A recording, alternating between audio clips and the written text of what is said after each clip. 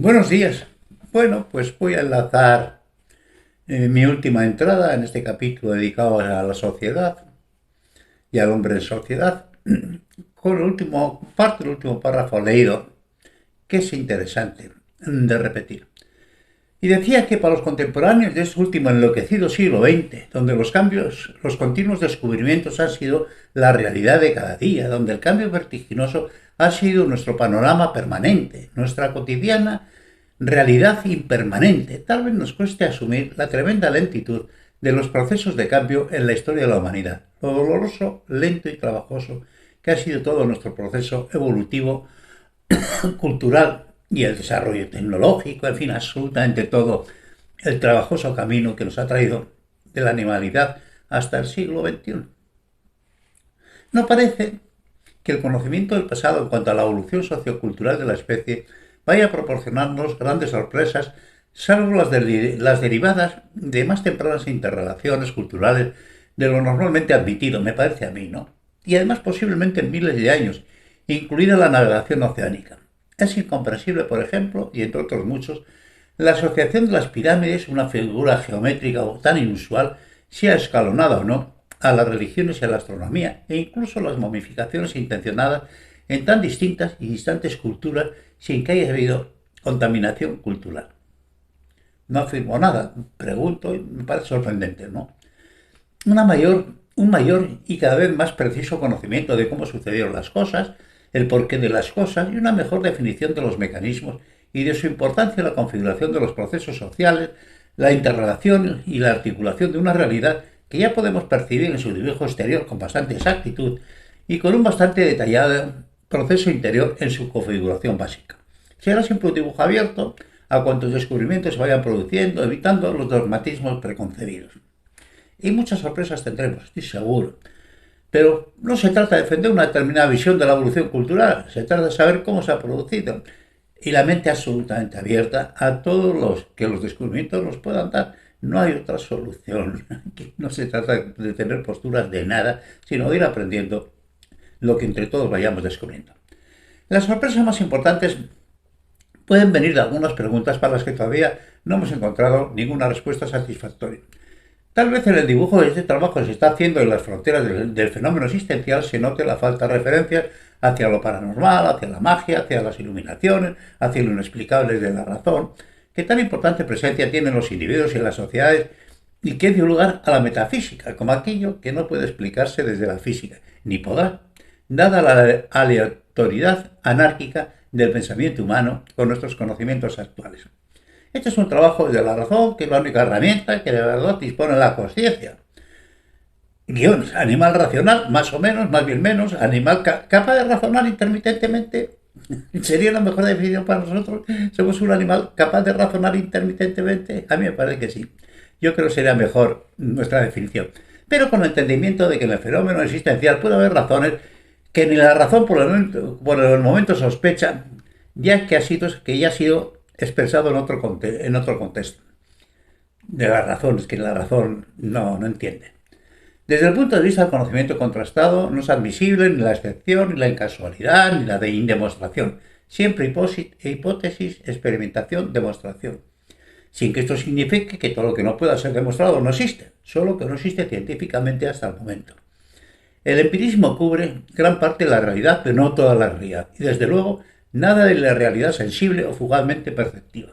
El ser humano, ante la imposible coordinación lógica de este mundo tan casual y de esta vida tan imprevisible, siempre ha sentido la necesidad perentoria por dotar de algún sentido a los muchos sucesos inexplicables desde la razón, la gran paradoja en que la humanidad ha estado siempre inmersa, de que aquello que no puede explicarse de la psicología, del pensamiento razonable y correcto, se intenta explicar desde la parapsicología, desde fuera de la psicología, desde la oscuridad y no desde la luz. Este es en el fondo primordial el origen de todas las supersticiones y de todas las religiones.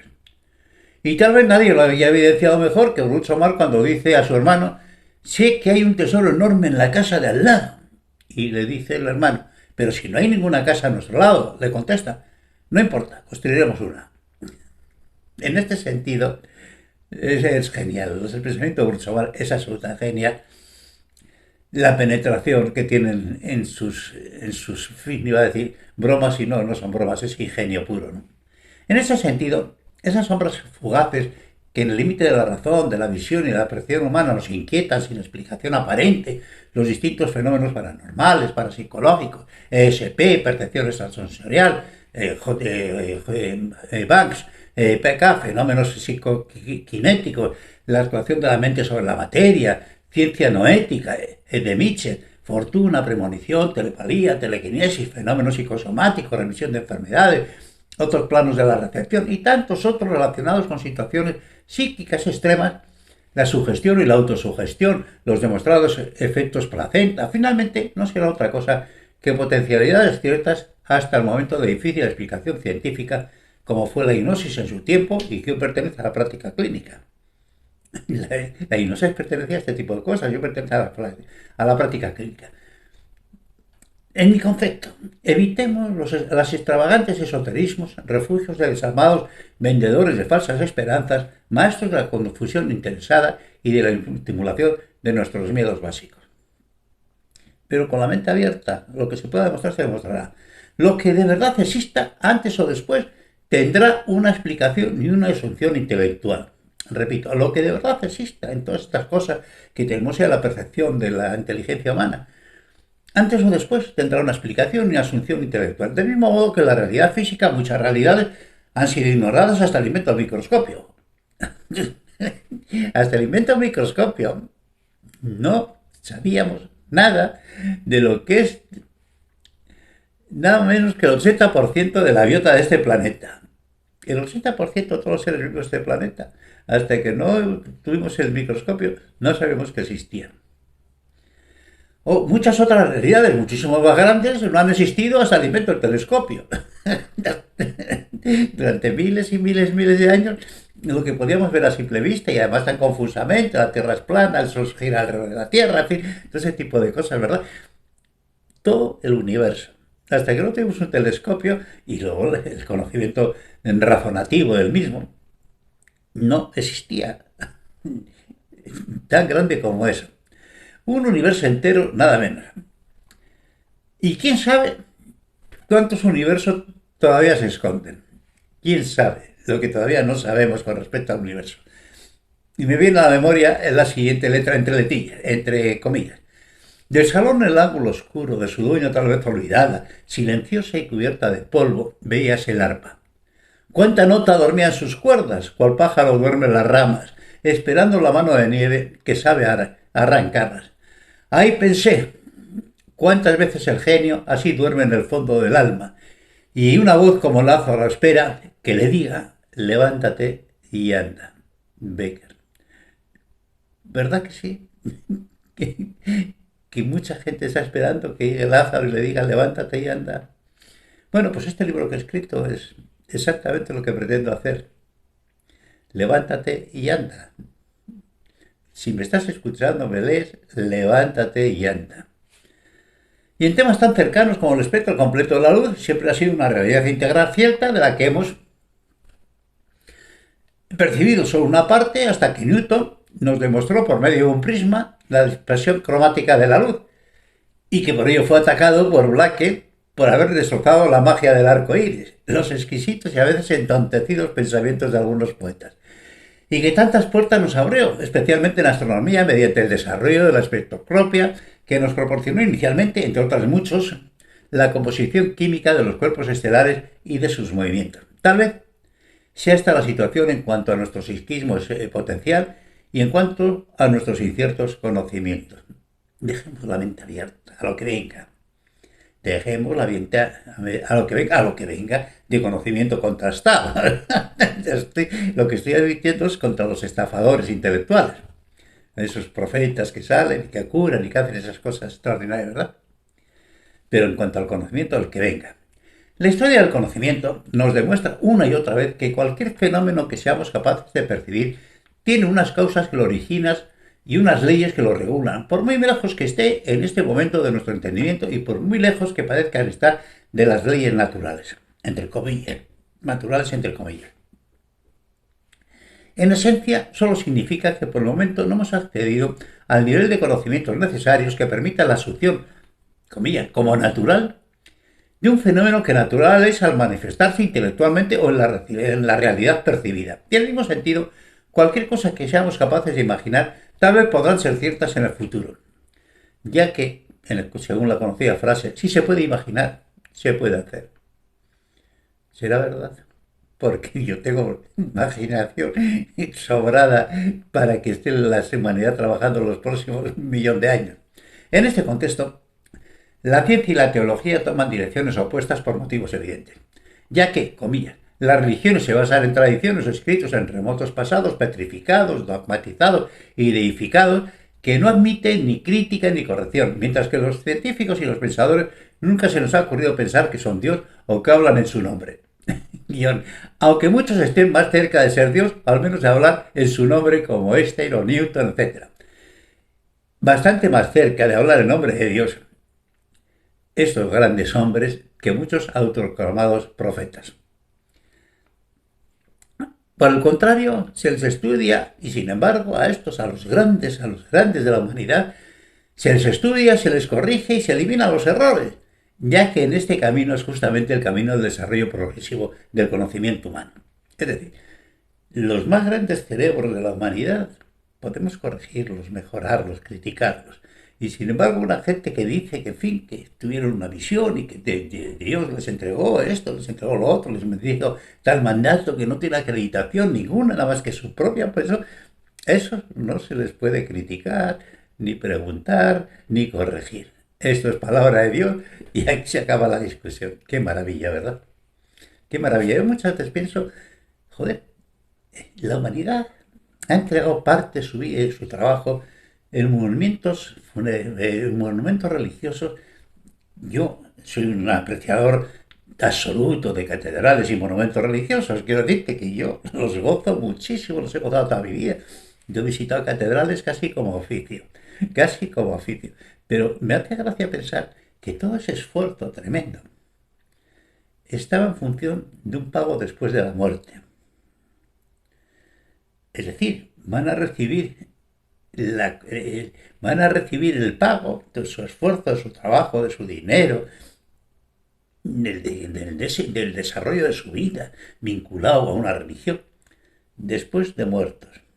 Y pregunto yo, ¿y si yo fuera a un banco a pedir dinero diciéndoles que les pagaré en la otra vida, me lo darían? ¿Cómo lo veis vosotros? ¿Nos darían dinero? No, usted no tenga ninguna preocupación, que yo le garantizo a usted que la otra vida se lo pagaré. Dios mío. Yo muchas veces con respecto al desarrollo de la humanidad no puedes hacer nada más que burlarte. ¿Qué otra cosa puedes hacer? Ay, Dios mío. Un tema que antes o después nos dará una sorpresa es la sincronía cultural y tecnológica que parece existir en el inicio y desarrollo de la civilización egipcia. Hoy entramos en el tema de todos los locos. La civilización egipcia. Pero es tan apasionante, ¿verdad? Yo he sido un visitador también bastante oficial de la civilización egipcia. Soy uno de los pocos que pueden decir que ha pasado una noche dentro del sarcófago del rey en la Gran Pirámide. Un día os contaré cómo, porque tiene su gracia.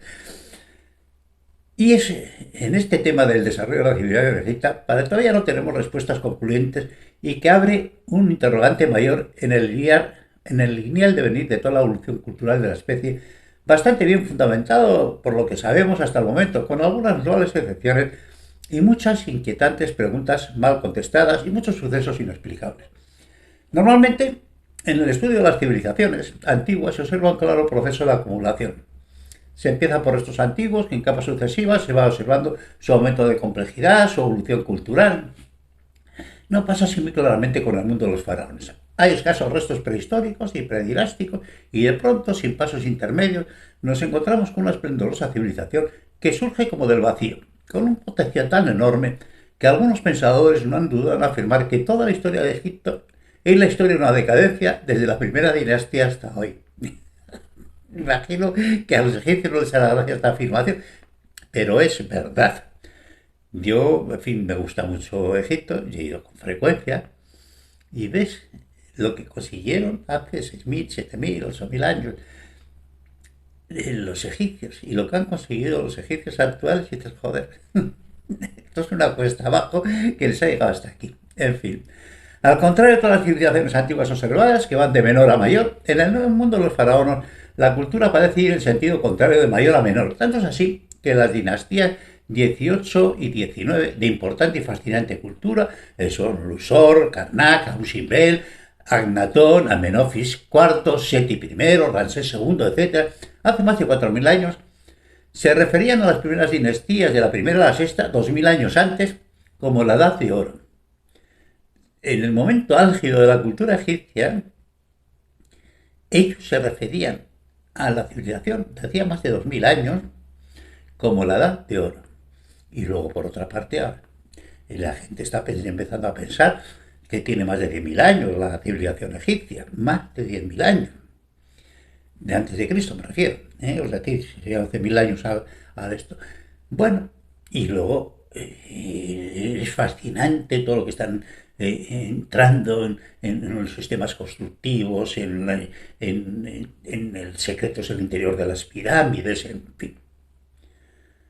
Es bueno, a los que tengan interés, yo voy a dar una explicación muy por encima, los que tengan interés tienen libros a reventar para perder una vida completa, para perder una vida completa. Y yo tengo un amigo que ha entrado en el mundo y que en ese mundo y que bueno, pues ha aprendido egipcio antiguo, te escribía en jeroglífico, en fin, muy entretenido. Para una gente que tenga curiosidad por este tema, hay todo el camino que tú quieras para recorrer. Ahora parece ser que la gran esfinge pueda no ser contemporánea de las pirámides y pueda tener una antigüedad que algunos creen superior a 10.000 años y pertenecer a una civilización anterior a la egipcia. Por supuesto no anterior a la egipcia, porque está ahí en la en Guiset, y lógicamente esto de egipcia tuvo que ser. Dentro de todo un mundo de preguntas mal contestadas o no contestadas, destacan especialmente las relaciones con paralelismos en las pirámides, tanto entre sus caras como entre ellas. La desviación de solo 5 milímetros desde la cúspide en relación a su base, de una precisión que hoy podríamos repetir con toda nuestra tecnología, incluidos los teodolitos y niveles láser, las mediciones y posiciones por medio del GPS y otros muchos ingenios electrónicos, más su orientación a los 4 puntos cardinales y la de sus canales interiores hacia Orón y Sirio, más propia su distribución sobre el terreno que parece, más su propia distribución sobre el terreno que parece coincidir con la posición de las 3 principales estrellas del cinturón de Orión tan presentes en los cultos religiosos egipcios y en otros cultos, en todo el hermetismo, claro, y en la masonería. Los precisos conocimientos técnicos, geodésicos, arquitectónicos, astronómicos, matemáticos, geométricos, médicos, fisiológicos, métodos anticonceptivos, oftalmológicos, en aquellos años, operación de cataratas con agujas huecas.